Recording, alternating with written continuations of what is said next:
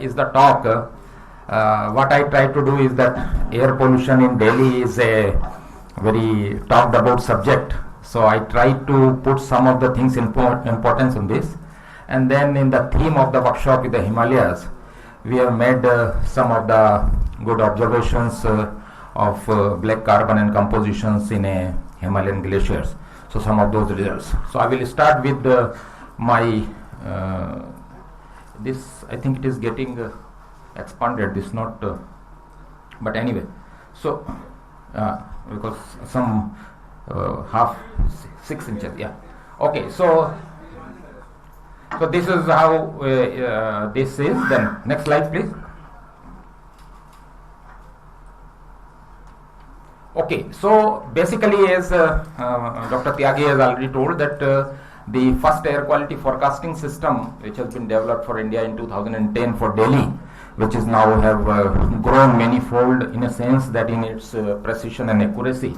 And this is what is the total framework by which we try to predict 72 hours advance air quality forecast, the air quality dense network, then real-time satellite data simulation.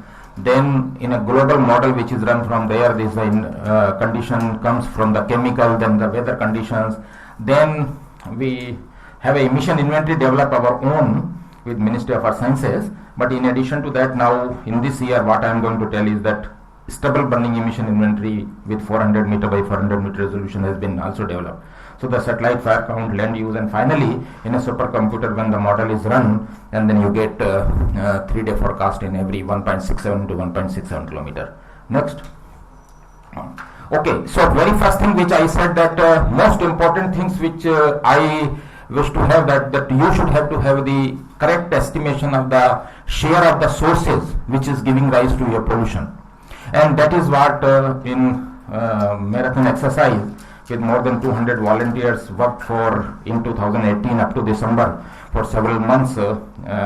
We came out with the latest emission inventory, which shows that how the emissions which give rise to pollution has increased during the last 7-8 years. Last time it has been done in 2010. So just a brief of that, and after that I will come to the main. Next. Sorry. So this is the area where the emission inventory is developed. This is the national NCT region, and this is the region which is about 70 to 75 kilometer region where the emission inventory with 400 meter by 400 meter resolutions were done. And then something about 26 different sectors were now counted, which all of you know, that transport sector and the biofuel sector and so many other sectors. But this is one of the sectors which is surprising to us also, that in outskirts of Delhi, in the brick kiln, this is the fuel which is used heavily. So these are all nothing but your shoes. And because that lasts for 7-8 days, and they need, each bhatti needs that kind of a sustained kind of thing. If you put it some other fuel, it will be finished, and then the consumption is more and then cheaper in this. So this is just semi-zigzag technology it is being used. So this is rampant.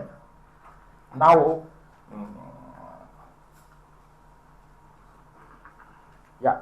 So this is the latest satellite, our own satellite image, where land use and light cover changes in 2018, and this is what is very important, which we got it. With this we will know that what is the wind blown dust, where the water body is, where the construction activities and all, which is a very high resolution. And this has helped us in something like about 8-9 sectors, agriculture and build up land, build up area, high rise buildings and all. It makes us to develop these emission inventories. And with this, the kind of a summary of this emission inventory, not going too much in detail, is that the transport sector is about 40% contribution in total emissions, which is a increase about 40% increase from 2010. The industrial sector is increase about 48% from 2010 to 2011. But you will see the residential sector, it is about 6%, but there is a decline by minus 64%, mainly because of the fact that in 2010 about 40% of the slum areas in Delhi were using LPG, but now it is 95% of the people are using LPG. So that's the thing. Then suspended dust has declined again by 26%, and then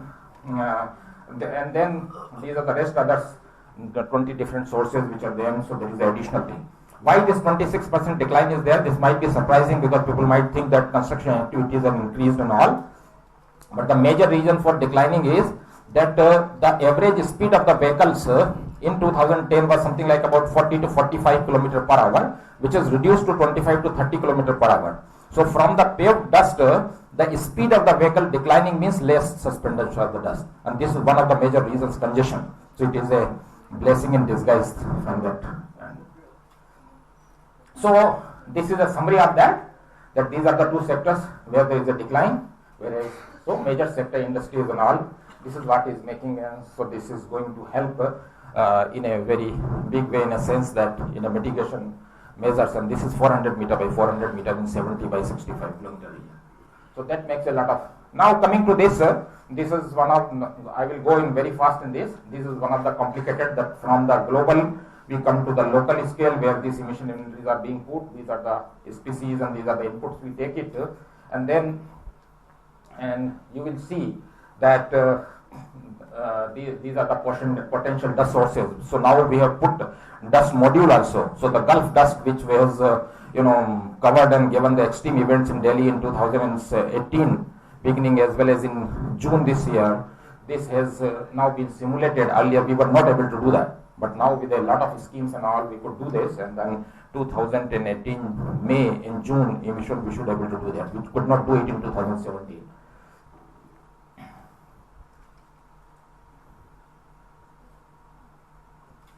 Okay, so this is something where one of the simulations, that from the Gulf dust is generated. This is dust generated and goes into Rajasthan area. Rajasthan, it picks up again. You see the darker area because there is already in May, June this was, and then whole Indo-Gangetic Plain region in Delhi, how does it covers. So this is one of those important simulations we could be able to do that. Now, so this is the way. There are different schemes. We have used it with the go-kart scheme. These are mold sensitivity tests in our research mode. We keep on doing it. But these are the PM 2.5, PM 10 concentration which has been tried with this. These were the methodology. Okay. Now coming to this, this is one of those important things that this time stubble burning contribution we could able to bifurcate from the total emission in Delhi. What is the contribution from Punjab and Haryana stubble burning? Earlier, what used to be there? There used to be a fin emission from the Modi's data, and they gives only the light counts. Light count with the false alarms also, because if Deepavali day is there, light count will be 3-4 times more, and we will be still considering is there stubble burning or something else. So all those things. So this time, our own insert 3D data, Modi's data, as well as the real story which is there now being compiled in CPCB and DPCC. Keeping that in mind, we could define the burning fields, and you will see that with this, this is something on a particular day, that these are the emission on 16th of November, 68 gigagram per year Kharif fasal, which has gone, see the Delhi. So this is all Punjab and Haryana, and these are the fields where on a particular day. So this is the dynamic emission inventory. Every day it has been done and then put it and then simulated those values. So now how we did it, this is one example of Punjab, where you will see the blue dates where it is there. These are the fields which are vulnerable to burning, and remaining are residential areas and all. So now every day which field is being burned, that is how this being put over there with these three combination, and then this thing. And keeping that all in mind, whole of these seasons, we could see that how much is the contribution in Delhi's PM 2.5 is coming in different days. So it can go up to as high as 40%. But then the take-home message here is that even if the fire counts is extremely high over there in Punjab, it's not necessary that it is going to influence Delhi.